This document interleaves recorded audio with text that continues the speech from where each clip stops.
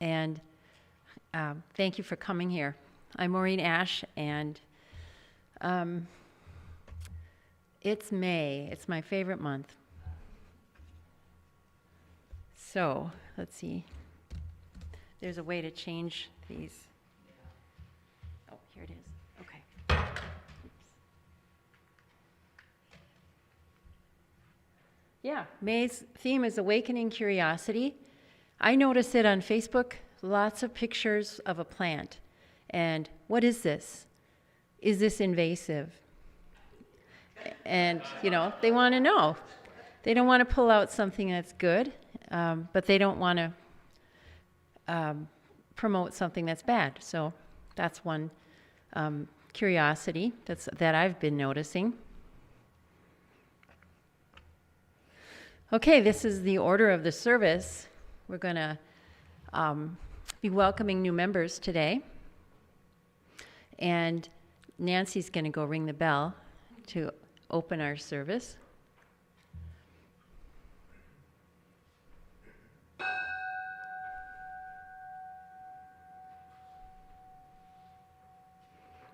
Thank you, Nancy. Yeah, New Member Sunday. That's a happy time for us.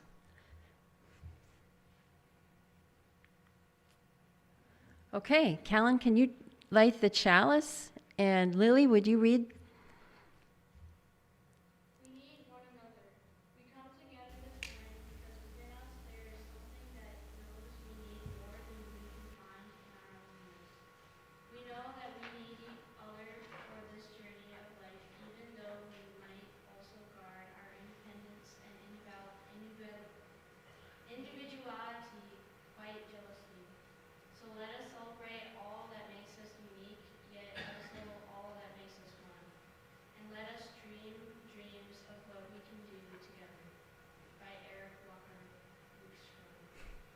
Thank you. Well done. And thank you, Callan. Okay. Today, I'm reaching back to honor those who came before us. I was kind of paging through this and looking in the back pages, and so far back that I saw that Colin Tompkins Berg was 10 months old when his parents signed him up.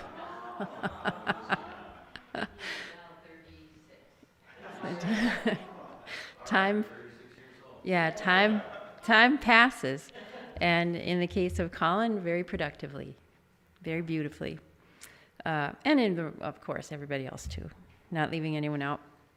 And those people gave us, Josie Paterick gave us the bell in honor of Bill, her husband, and oh gosh, there are just so many people that I met through this. I'll tell you a little story about, if I haven't told it before.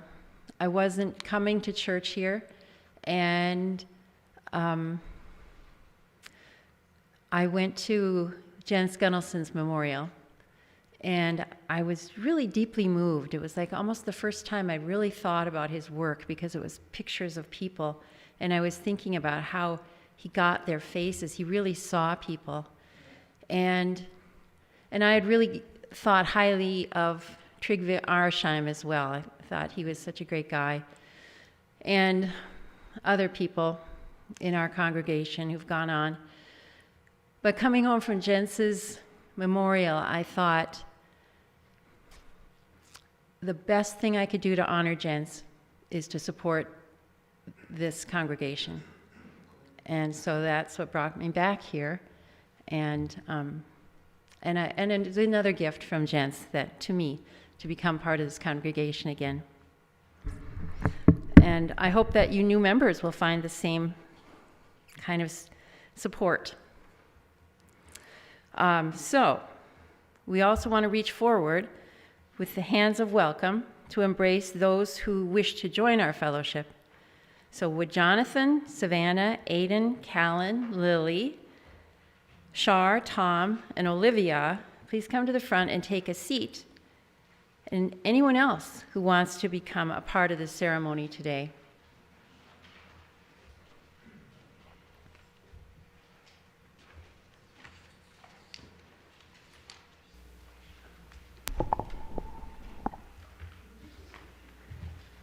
Are we ready? The bags are all the same. Oops, I'm just going to grab this out of here. Okay. Oh, here we go. Get on down here, Jonathan.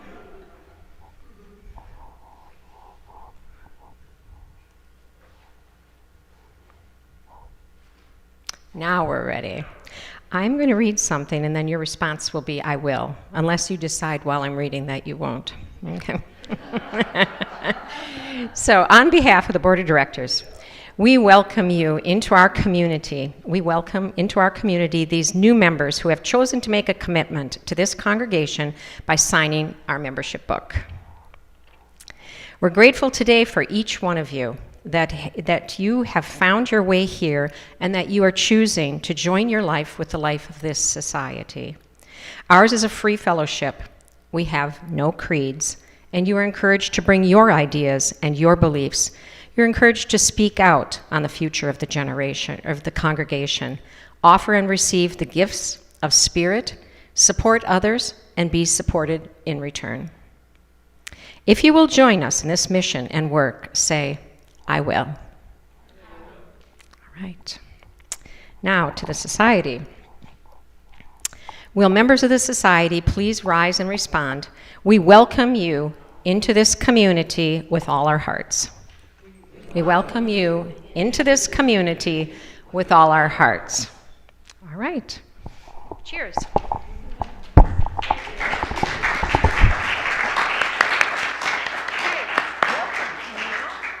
You may come up and sign the book. And don't they light the candle also? And light the candles, yep. And then they come and talk for a minute. Yes. Okay. So one by one, you can come up and say a few words about why you chose to join the UU Society of River Falls. Just anything you want to say about yourself. And then sign the book, and then light a candle. Okay? You want to start, Callan? So, lit the candle first or last? Okay. All right.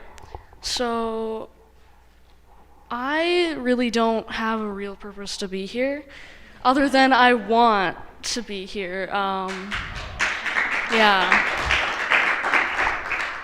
Yeah.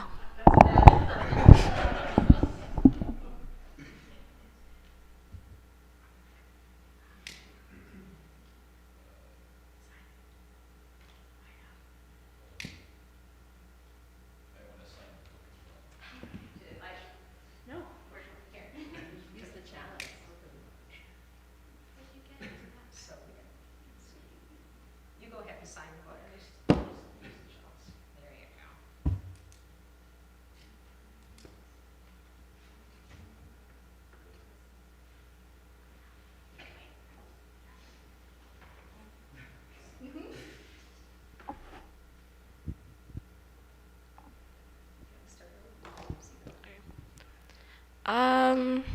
I guess purpose for being here. I guess I don't know either. I don't know. I help, yeah. That's all I can say.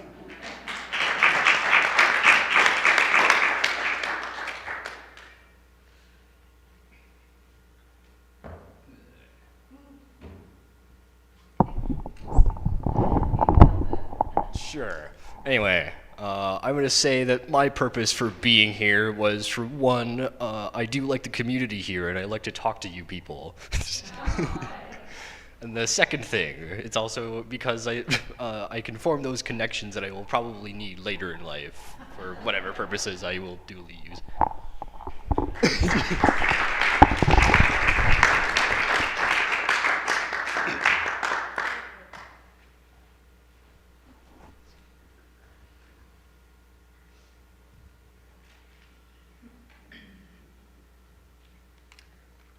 Hi everyone, I'm Savannah Nelson and I'm so glad to be making our membership official today.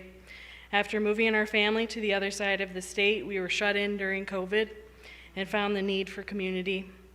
It was only after visiting this community that we found people who mirrored our own concerns for what was to come. And it feels like a community that really welcomes us home. So thank you.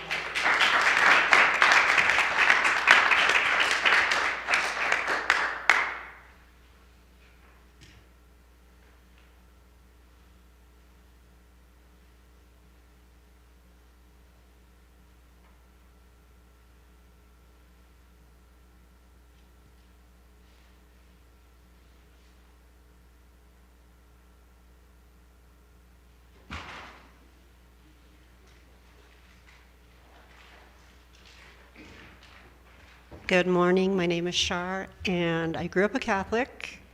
And once I grew up, I decided I needed to be part of a spiritual community where I could have my own beliefs. So, thank you for welcoming me.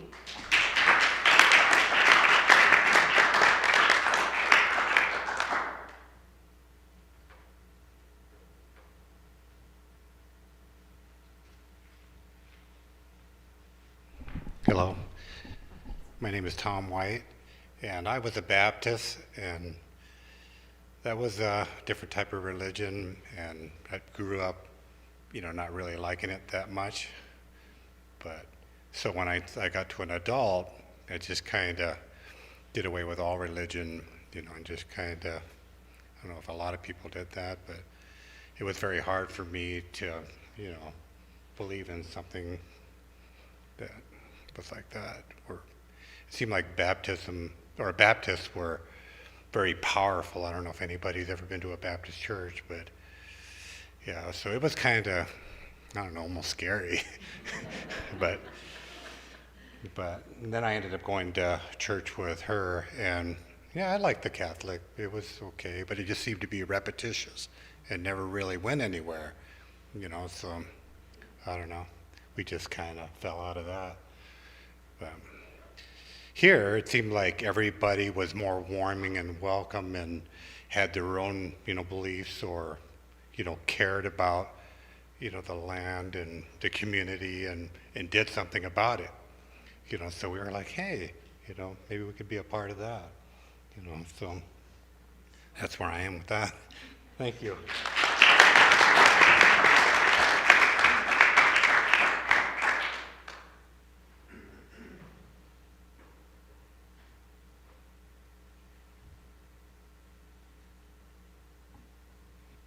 Hi, my name is Olivia. I've been friends with John and Savannah for about 10 years now, and they've told me all about this community, and for a while I didn't come. I've done church before growing up, but I realized one of the things I liked more about church was more the community and less of the message and trying to justify certain things about religion. So I had stepped away from church for a while, and then after the events in January, Renee Good especially, being a new mom, I started to think more about what's my role when my son gets older, what do I want to tell him I did with my life when it comes to taking care of other people, which is something I've always loved. So started coming after all that happened.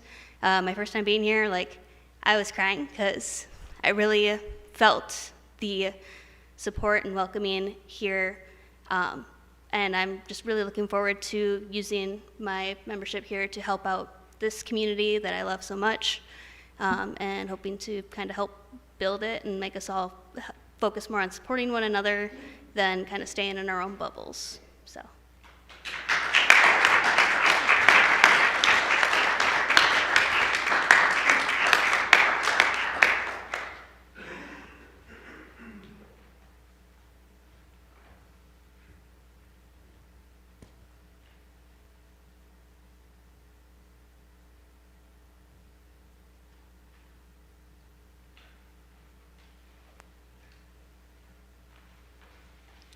Hello, everybody. I'm Jonathan. I'm Savannah's husband. So I'm basically mirroring a lot of what she said. But one of the reasons why I come here is to build that community, right? I can't remember how many sessions ago it was. I think you were doing one where we were talking about roles, right, within the resistance. And being that kind of knowledge keeper, that wisdom keeper, has kind of always been the thing that I've enjoyed doing, whether it's controlling cameras and stuff like that or whatever, just kind of getting that voice out. So thanks for having me.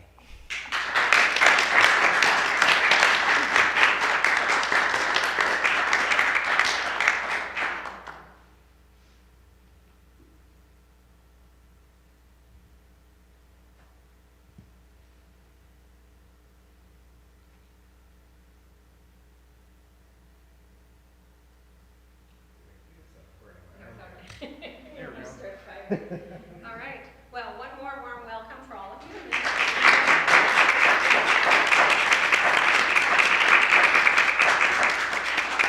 If you'd like to, you can sit back in the congregation and enjoy Maureen's talk.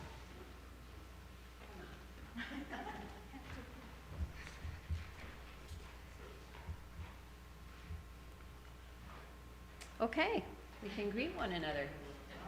Kind of already have a little bit.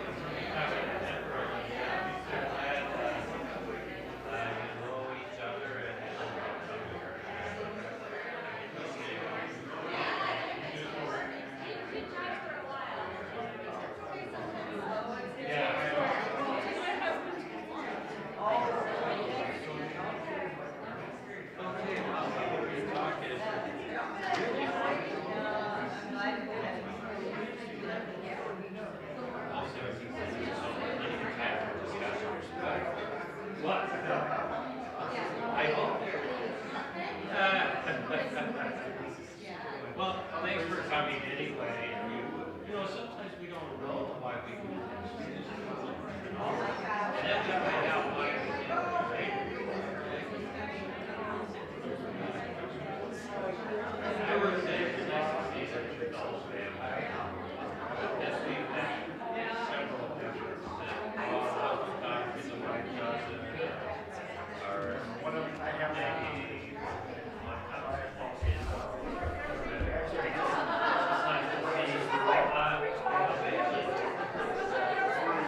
Okay, I hate to break it up.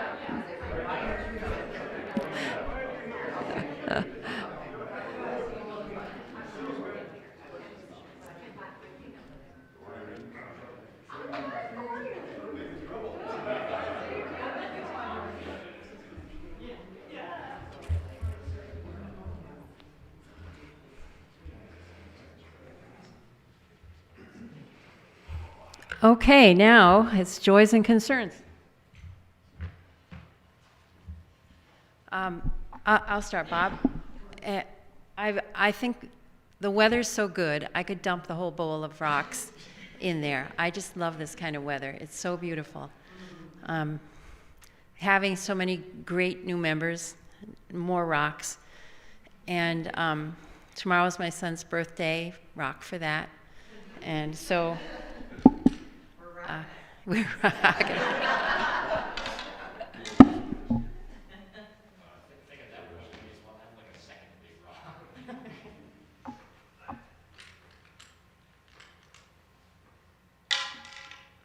Well, welcome new members. I also offer a joyful bit of international news.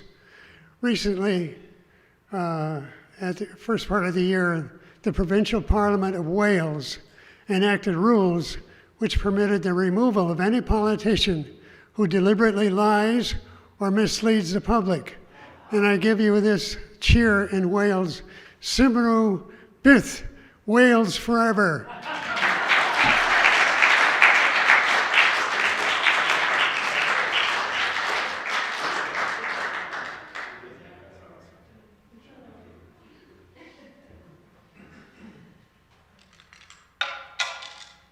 Thank you so much for that news from Wales.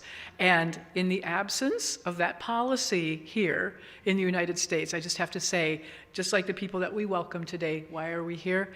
I need this community. We need community because we don't have that Welsh policy yet. But we're going to work on it. We're going to get it. So.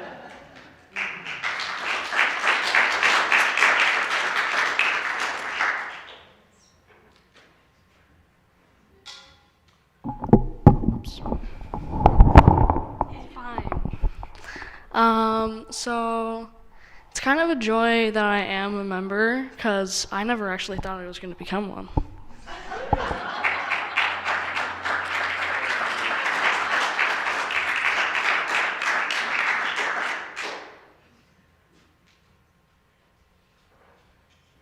Just a couple of quick things. Number one, you probably know that we supported River Falls Community Theater by providing this space for rehearsals, and Ann and I went to see the opening play Friday night, and it's wonderful. I encourage people, and it was sort of sold out, so maybe they don't have seats, but they opened up a matinee that you can go to.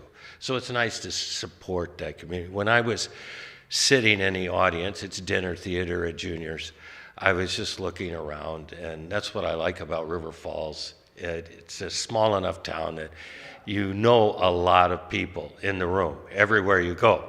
So that's great. And Maureen mentioned the Paterecs, Josie and Bill, and the bell. And maybe we should start a tradition of remembering at least one person every Sunday. We have plenty of past members and ones that have passed on. And I'm thinking of Al Webster now. He still follows this society from Santa Fe, thanks to Jonathan's work. And he goes to a great Santa Fe church. It's huge.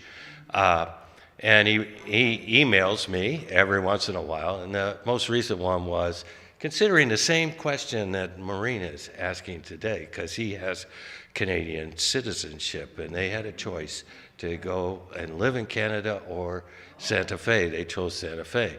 But Al got us started with bees here. So maybe I've gone on too long, but I'll bring up one historical person every time I'm here. Thanks.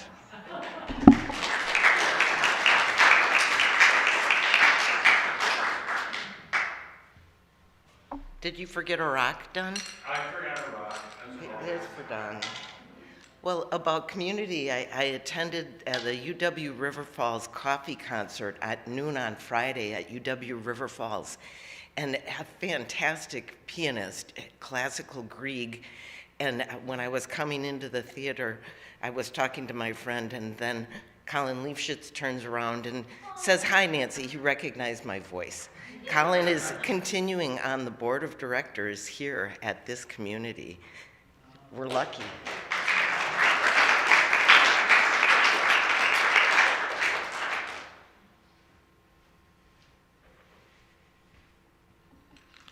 Well, following the Welsh theme, I just want to honor the passing of David Matthews. He's a Welshman through and through who passed on about 3 weeks ago.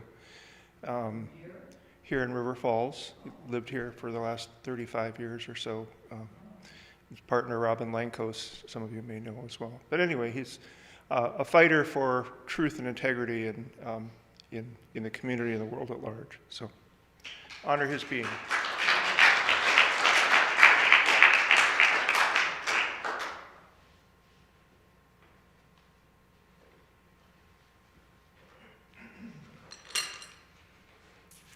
I remember about Al Webster is that in the review, we used to have a directory, and there was a little synopsis of what people were, and he had written in there that he was a brewmaster and a reality therapist. And so I thought that was really funny. And so I said to him, that was a good joke, and he said,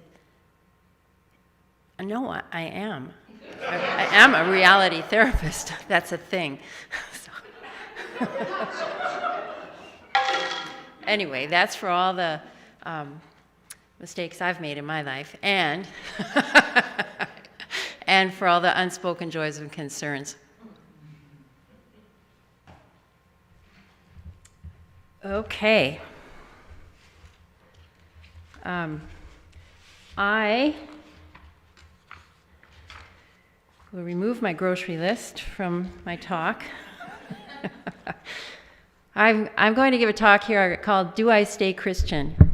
And this past winter, I was invited to join a book discussion group at Spirit of Grace here in River Falls. And the book they were reading and planned to discuss was Do I Stay Christian? By Brian D. McLaren. And it's the former Methodist church. Yeah. Now it's called Spirit of Grace. Yep. I simply fell away from being a Christian. There was never, that I remember, any real discussion in my mind about it.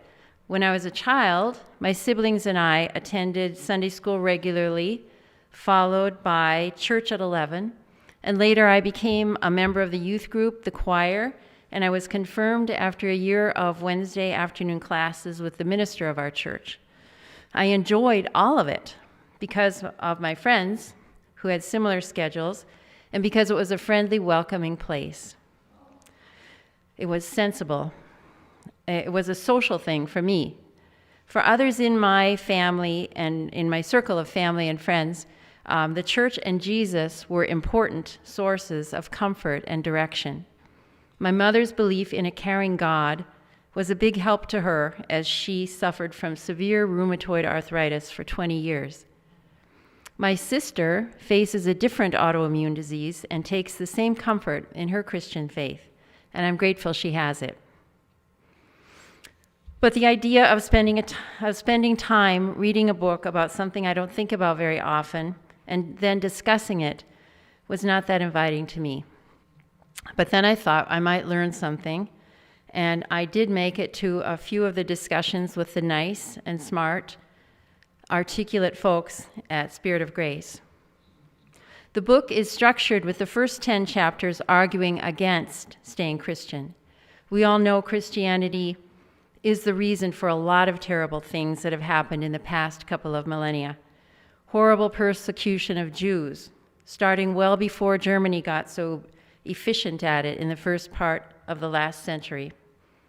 Around 1400, Pope Nicholas V gave the King of Portugal a document that gave him full and free permission to invade, search out, capture, and subjugate the Muslims, pagans, and garden variety unbelievers. This is out of order. And to reduce them to perpetual slavery and to take for himself their property and goods. I don't need to go on. We're familiar with the crimes and hypocrisy of Christianity, the ways it has elevated a certain kind of person, white, usually male, wealthy, powerful, over other kinds of people, usually black or brown, female or queer, poor, and powerless. The next 10 chapters of the book are arguments against leaving Christianity, and the final 8 are helpful to those who choose to stay Christian. The book did not convince me to return to Christianity. It did not interest me much, frankly, except for this. I found myself substituting American for Christianity, for Christian. The parallels, for me, between the two were remarkable. Do I stay American? Following the structure of the book, let me think of some reasons not to stay American. I actually have slides to go with this. Okay. First, let's talk about the cruelty of our government toward the people who were here first. Wounded Knee, the Trail of Tears, hanging 39 Sioux men in Mankato on the day after Christmas in 1862. Their leaders had been told that in exchange for giving up their land, the government, our government, would provide food and other supplies. But that was a lie. They and their families were going to starve. They struck out and killed hundreds of settlers, and it had to have been a terrifying way to die for those people. I'm not overlooking that. But if I imagine myself seeing small children starving because of broken promises, it is not hard to imagine myself striking out, even committing violence in the name of getting some justice. That's the scaffolding they built. I mean, doesn't that seem odd? Like you would take the time and use the resources to build like a community scaffolding so you could do 39, 40 at a time? Like, did they plan for that in the future? They were going to do that too? It's kind of like going to war instead of providing free daycare for kids. Not like we would ever do that. The first African people were forcibly brought to the New World in 1619. They were enslaved, the first of hundreds of thousands of humans brought to the shores of what would become the United States of America over the next 250 years. They built our farms, cities, and general economy, especially of the South. For their efforts, after their emancipation in 1863, they were simply declared to be free. No compensation, no reparation. Jim Crow. My dad went off to World War II, leaving a country in which some states required people of color to drink from separate water fountains and attend separate schools. Banks used skin color as a consideration in making loans for starting businesses and buying homes. Dad came back to much the same country. There are stories of German prisoners of war being able to eat in cafes where black veterans were denied entry. Environmental degradation. Plowing up the Great Plains, plus a series of droughts, resulted in the Dust Bowl. Some graves in the Little Pioneer Cemetery in my town were drifted over by dust that had blown for hundreds of miles. Our forests, waters, air, and soil have suffered as a result of the way our country treats its natural resources. Support for foreign dictators. Because this is a short talk, I'll just quote Wikipedia and say that in the 1953 Iranian, 1954 Guatemalan, and 1973 Chilean coups against the state, the United States participated in the overthrow of democratically elected governments in favor of dictators who aligned with the United States. Those are just a few. We still sell arms and provide intelligence to about 80%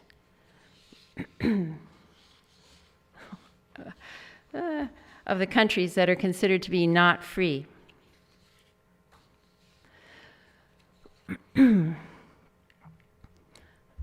Our country's current, right now, disregard for those suffering in other lands. Cuts made in the past 15 months have targeted the poor, the helpless, and the hopeless in countries such as Congo, Syria, Gaza, Ukraine, among many, many others. I hear various estimates of how many children are dying as a result of our inaction. And if the number was just one, that would be too much. But it is much, much, much more than that.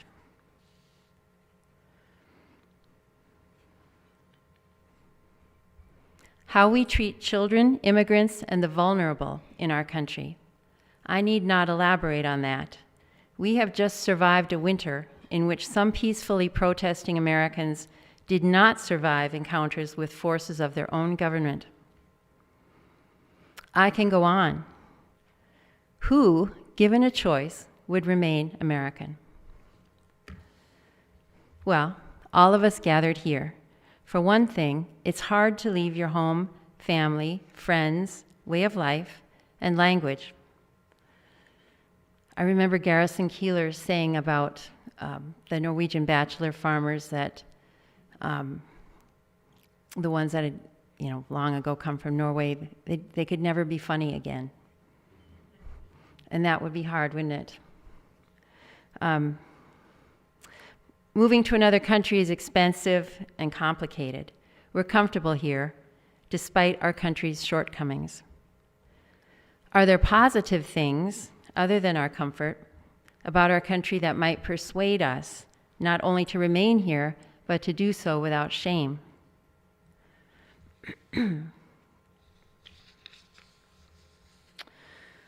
I think there are. Winona LaDuke and other members of the Indigenous nations that live here on this continent with us. I recently went to a talk she gave, and I marvel at the resourcefulness that she and her members of her tribe have shown in their work to develop a land-based economy that will allow them to keep their young people around rather than have to go elsewhere to find a good job. She was good-humored, interesting, interested in the audience, and just a great speaker. I wish we could get her to come here. Eagles. When I was a kid in the 60s, I'd have fallen over in deepest wonder if I'd seen an eagle. They just didn't exist at the time. Well, they did, but it was so rare to see one.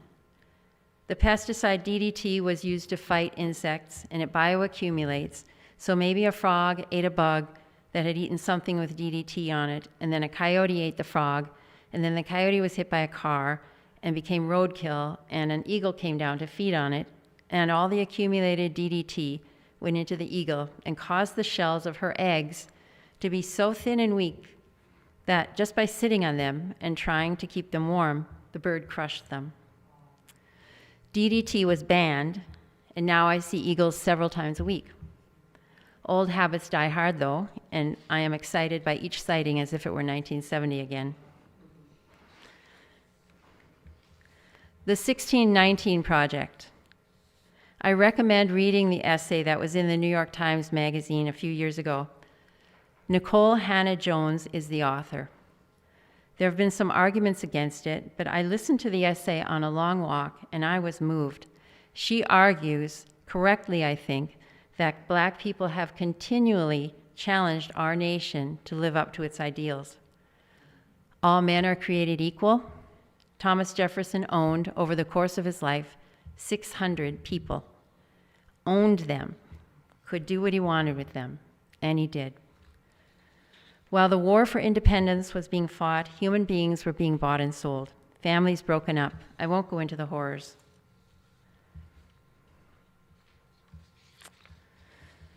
Oh boy.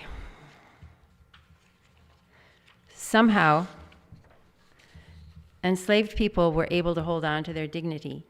They resisted as best they could.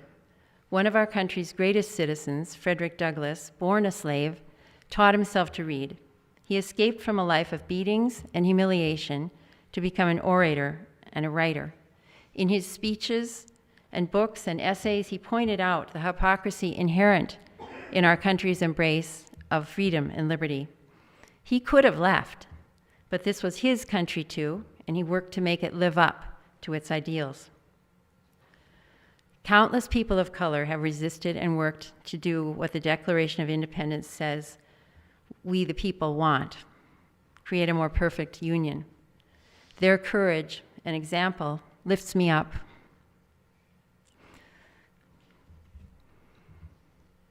Minneapolis and us here in our town.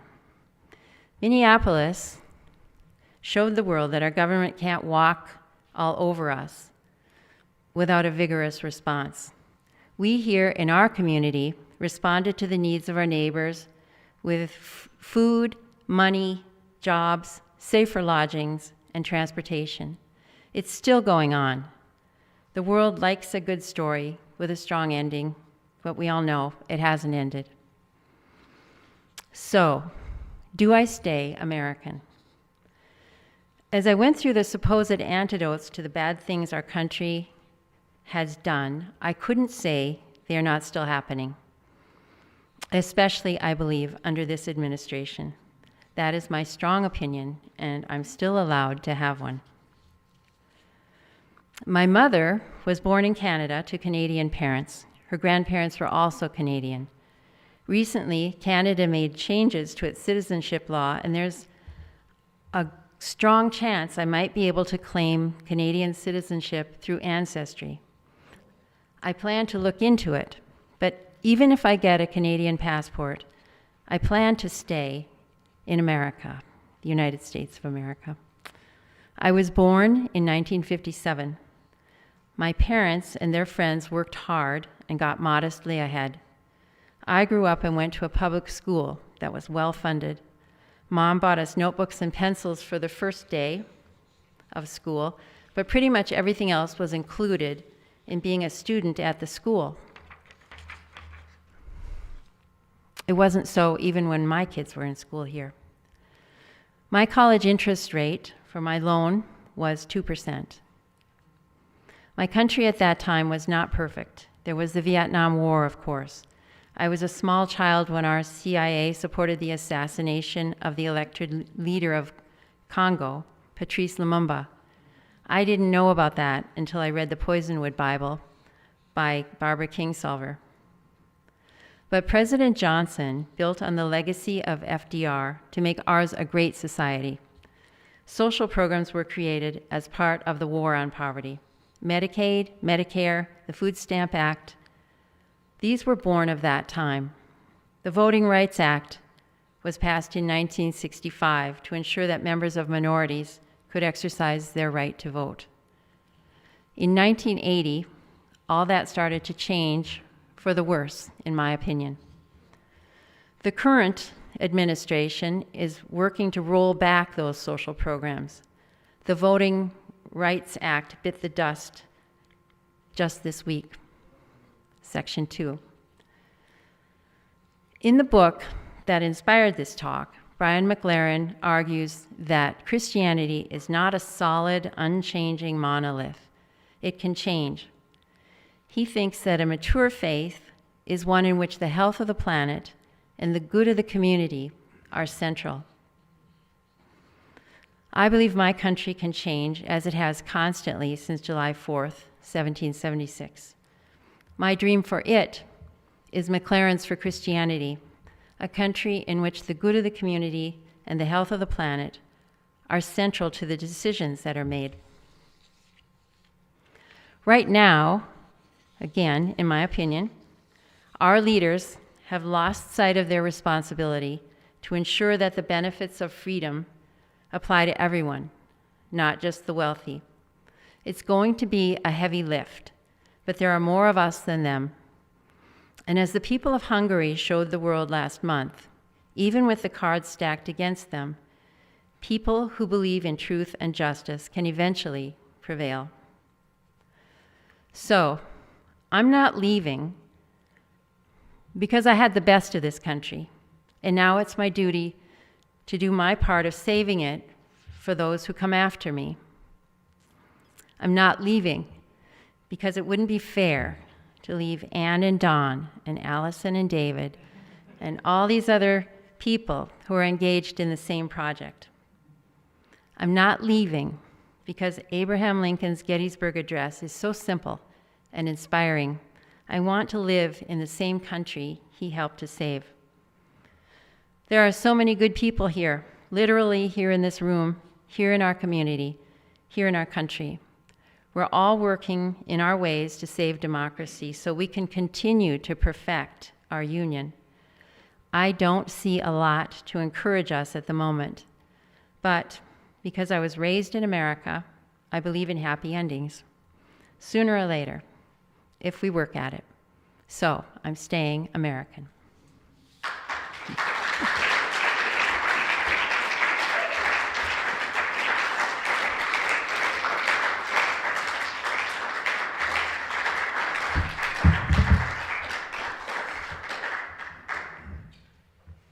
Organize your pages.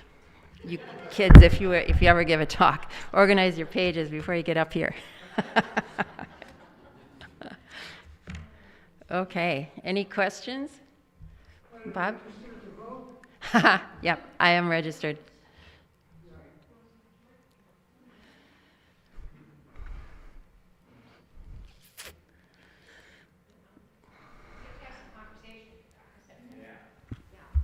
This is great. Thank you so much, Maureen. You're always a fabulous presenter, and this is so interesting.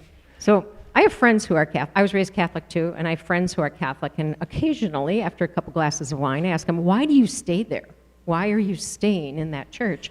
And it's that same answer, is this is my church. I'm not going to let my church, I'm going to stay here and influence my church. And I do think that the Catholic Church is moving forward. Look at the Pope. Yeah, the Pope. I think there are positive things happening there. Let's not bail on it. Let's stay in it. David and I were at a wedding for two gay men who were Catholics, and they wanted to be married in the they want to stay Catholic. They don't want to leave the church. They said it's our church, and just as you said, it is our country, and we can't let it down. We have to stay and make it better and better. Early this morning, though, I was listening to a podcast, and quite a bit of the podcast was filled with Margie Taylor Greene's talk in Texas yesterday, I think it was, and to a group of Republicans and Libertarians. And holy mackerel, she's seen the light. But I thought, this is an interesting world when Margie Taylor Greene is presenting wisdom. So. Yeah. I want you all to know that gay wedding was held in a community auditorium. And it was beautiful. And it was the whole Catholic service in a community auditorium. Wow. And Maureen, some of those black American soldiers that were with the German POWs, those were active duty guys. That was during the war. And the German POWs got to sit in the main floor of movie theaters, and the black American active duty servicemen that were guarding them had to sit in the balcony. And I loved your slide on the Voters Act, the Voting Rights Act, because as recently as 2006, when that was renewed and extended, most recently, the vote in the House of Representatives was 330 to 33, and the vote in the United States Senate was 98 to nothing. Wow, 20 years ago. So there is, in 2006, so there is hope. Wow. I think I should get a little credit for being brave enough to talk about history when David's around. Hear, hear. That applause is for you. Yeah, all good? Thank you, Maureen. Thank you there. Thank you, Prescott. Thank you, Maureen. You are always so clear thinking and well researched. I just wish more people would get the benefit of your perceptions and your analysis. Have you ever thought of other places that would entertain, or maybe we should think of as a congregation, other places that would entertain that kind of conversation, that kind of presentation? Because I think it serves us all so well. You pulled from religion those things that are so applicable to what we're standing for in democracy, and it just could go well beyond our how many years we are here. So, well, that's nice of you. Yeah. that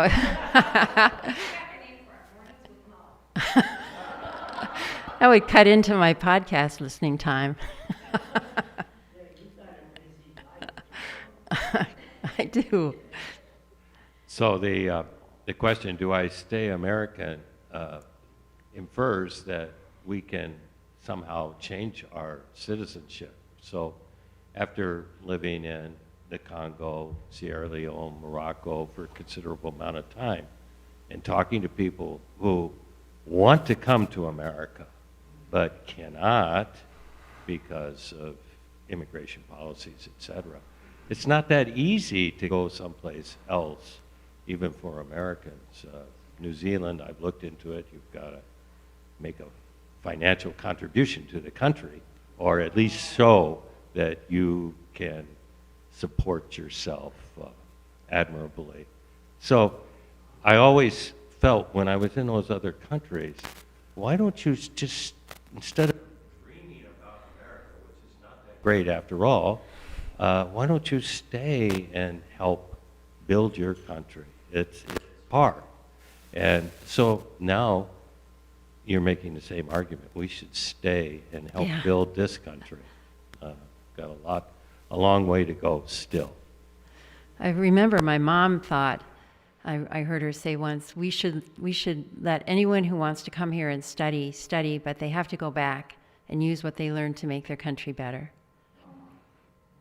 I don't know if I'd be that hard about it, but I do think that's a good way. My daughter is in the process of becoming an Irish, I don't know if citizen, but in 3 years, they'll be able to apply. And they just ended up there because of the job, not because of great political desire. But yeah, the other countries aren't just dying for Americans to move there. Where is she in Ireland? In Kinsale, down by Cork. Prescott? I think it was fascinating this week to have the King of England lecturing the American Congress and President, to the extent he can understand it, about the values of democracy, considering the country that we had a war with 250 years ago. And I think it, in some sense, it proves your point in terms of the strength of the concept of the American experiment, that we've influenced the country we left to the extent that they're now reminding us of what we accomplished or what our vision is. Yeah. It's really fascinating. Yeah, good point.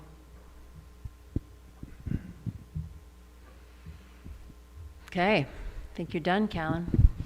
Thank you.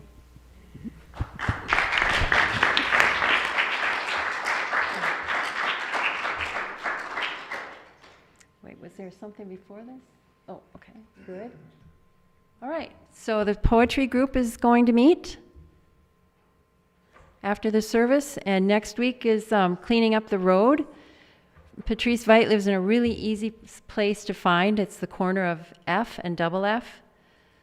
There are some political signs out in front that will let you know you're in the right spot. The 10th is our annual meeting, and I think it'll be more interesting than it sounds. I think it'll be fun. We'll try to have good treats. And then we're going to be reading the service berry and talking about it on the 17th in honor of our good Paula Lugar that we lost a year ago. Okay, so I think it's time for our closing words. Oh yeah, remember, we support the congregation and this building and everything through our financial contributions, but also through our simple presence here. And there are some really nice treats out in the kitchen. And we'll do the closing words.